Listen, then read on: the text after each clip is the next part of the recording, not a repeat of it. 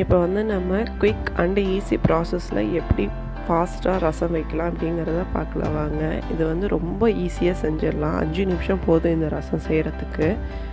இதுக்கு வந்து புளியை வந்து ஊற வச்சு இந்த மாதிரி வடித்து எடுத்துக்கோங்க. புளி வந்து சிகப்பு புளியும் இருக்கும், மார்க்கெட்டில் பிளாக் கலர் புளியும் கிடைக்கும். ஒவ்வொரு கருப்பு புளி வந்து ரொம்ப புளிப்பாக இருக்கும். அந்த மாதிரி புளி உங்களுக்கு இருக்கும்போது நீங்கள் வந்து அந்த சிகப்பு புளியை வாங்கி ஆட் பண்ணிக்கிட்டீங்க அப்படின்னா சிகப்பு புளி வந்து கொஞ்சம் இனிப்பாக இருக்கும். அப்போ வந்து உங்களுக்கு இனிப்பு புளிப்பு ரெண்டும் கலந்த மாதிரி உங்களுக்கு டேஸ்ட் இருக்கும். ஒரே பிளாக் கலர் புளி புளிப்பாக இருக்கிற புளி மட்டும் நம்ம ஆட் பண்ணி செய்யும்போது நம்ம என்ன தான் இன்க்ரீடியன்ட்ஸ் ஆட் பண்ணாலுமே அதோட டேஸ்ட் வந்து ரொம்ப புளிப்பாகவே தான் இருக்கும். அவ்வளோவா நல்லா இருக்காது. அதனால் உங்கள் புளி எந்த டேஸ்ட்டில் இருக்குதுன்னு முதல்ல பாருங்கள். அதுக்கப்புறம் அது கூட வந்து மார்க்கெட்டில் ரெட் கலர் புளி கிடைக்கும், அதை வாங்கி நீங்கள் ஆட் பண்ணிக்கிட்டீங்க அப்படின்னா அது வந்து இனிப்பாக இருக்கும். நீங்கள் எந்த டிஷ் அதில் செஞ்சாலுமே கொஞ்சம் டேஸ்டியாக இருக்கும். இந்த மாதிரி புளியை வந்து ஒரு 4-5 டைம் நல்லா தண்ணி ஊற்றி நல்லா புளிஞ்சு எடுத்துக்கோங்க. நல்லா புளிஞ்சிட்டேன். இப்போ வந்து சீரகம் 1 ஸ்பூனு, மிளகு ஒரு 4-5, பூண்டு ஒரு 4-5 பல், இது வந்து நல்லா தட்டி இந்த மாதிரி எடுத்து வச்சுக்கோங்க. இப்போ அதே மிக்ஸி ஜாரில் வந்து 2 தக்காளி, இதை வந்து நல்லா அரைச்சி எடுத்துக்கலாம். இந்த மாதிரி அதையும் இது கூட ஆட் பண்ணிவிட்டு கல்லுப்பு ஆட் பண்ணிக்கிறேன். இந்த ரசத்துக்கு தேவையான அளவு உப்பு, அப்புறம் வந்து மஞ்சத்தூள் ஆட் பண்ணிக்கலாம். ஒரு 1/4 ஸ்பூன் அளவுக்கு மஞ்சத்தூள் ஆட் பண்ணிங்கன்னா போதும். அப்புறமா வந்து சக்தியில் ரசப்பொடி கிடைக்கும், அது வந்து கொஞ்சம் டேஸ்டியாக இருக்குது. இது ஒரு 1/4 ஸ்பூன்லேருந்து 1/2 ஸ்பூன் அளவுக்கு நீங்கள் ஆட் பண்ணிக்கோங்க. உங்கள் ரசத்தோட குவான்டிட்டி எவ்வளோ இருக்கோ அதுக்கு தகுந்த அளவு. இப்போ வந்து பெருங்காயம் ஆட் பண்ணிக்கலாம். பெருங்காயம் வந்து ஒரு 1/4 ஸ்பூன் ஆட் பண்ணிக்கோங்க.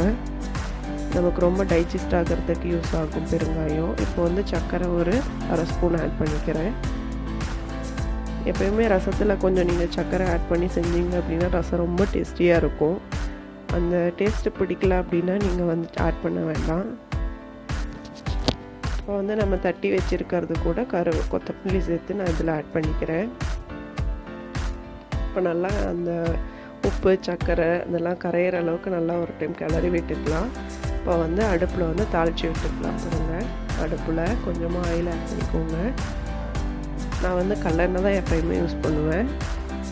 கல்லெண்ணெய் ஆட் பண்ணிக்கிறேன். நான் கல்லெண்ணெய் நல்லா காஞ்சதுக்கப்புறம் மார்க்கெட்டில் டிபார்ட்மெண்டல் ஸ்டோர்லலாம் தாளிப்பு வடகம்னு கிடைக்கும். அந்த தாளிப்பு வடகத்தை வாங்கி நீங்கள் கொஞ்சமாக இதில் ஆட் பண்ணிக்கோங்க. ஏன்னா ரசத்துக்கு இதுதான் வந்து முக்கியமான ஒரு என்ன சொல்கிறது, ஒரு ஃப்ளேவர் தரது இதுதான். இந்த வடகத்தில் வந்து சின்ன வெங்காயம், பூண்டு, பெருங்காயம், சீரகம், மிளகு எல்லாமே ஆட் பண்ணி தான் இந்த வடகம் செய்வாங்க. அதனால் வந்து அதோடய டேஸ்ட் வந்து ரொம்ப சூப்பராக இருக்கும். கண்டிப்பாக இந்த மாதிரி வடகம் போட்டு நீங்கள் வந்து ரசம் வைங்க. ரசம் வந்து ரொம்ப டேஸ்டியாக இருக்கும். இந்த மாதிரி அந்த வடகம் தாளிச்சு விட்டதுக்கப்புறமா ரசத்தை அந்த கலந்து வச்சதை இதில் ஆட் பண்ணி நல்லா இந்த மாதிரி கொதி வர அளவுக்கு வச்சுக்கலாம். இந்த மாதிரி ஒரு டைம் நுரை எல்லாம் கட்டினதுக்கப்புறம் நல்லா கலந்து விட்டுட்டு திரும்ப ஒரு டைம் நுரை கட்டி வரப்போ நம்ம அடுப்பை ஆஃப் பண்ணிட்டோம் அப்படின்னா ரசம் வந்து நமக்கு சூப்பரான கன்சிஸ்டன்சியில் கிடச்சிடும். ரசம் வந்து ரொம்ப கொதிக்கக்கூடாது. ரசம் வந்து ரொம்ப கொதிச்சது அப்படின்னா அதோட ஒரிஜினல் டேஸ்ட் வந்து நமக்கு போயிடும். பாருங்கள், இந்த மாதிரி நுரை கட்டிடுச்சு.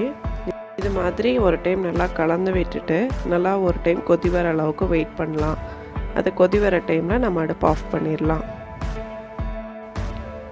பாருங்கள், இந்த மாதிரி இப்போ தான் கொதி வருது.